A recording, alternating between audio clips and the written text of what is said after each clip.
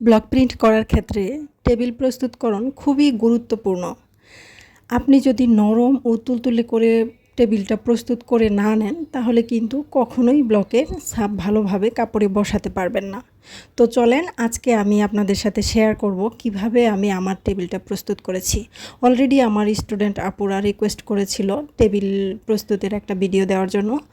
তো নরম এবং তুলতুলে হওয়ার জন্য দেখেন উপরে একটা তোয়ালে দিয়ে নিয়েছি, তারপর আমি একটা ওড়না দিছি, পুরাতন ওড়না, ঠিক আছে।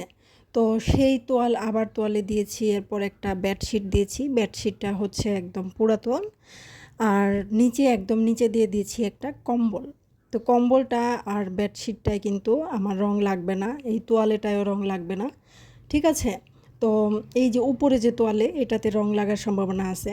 তো এই তোয়ালেটার নিচে আমি একটা ওড়না বিছিয়ে নিয়েছি। তো নিচে যে কম্বল বেডশিট আছে সেগুলোতে কিন্তু কখনোই রং যাবে না। তো ওগুলো নষ্ট হওয়ার কোনো সম্ভাবনা নাই। আমি হচ্ছে নরম তুলতুলে একটা টেবিল প্রস্তুতের জন্য আমি হচ্ছে সেগুলো ইউজ করেছি। তো দেখেন এরকম একদম নরম, এখন চাপ দিলে দেখবেন যে যেন একটু তুলতুলে হয়। এই টাইপের টেবিলে আপনারা হচ্ছে ব্লক প্রিন্ট করবেন। ধন্যবাদ সবাইকে।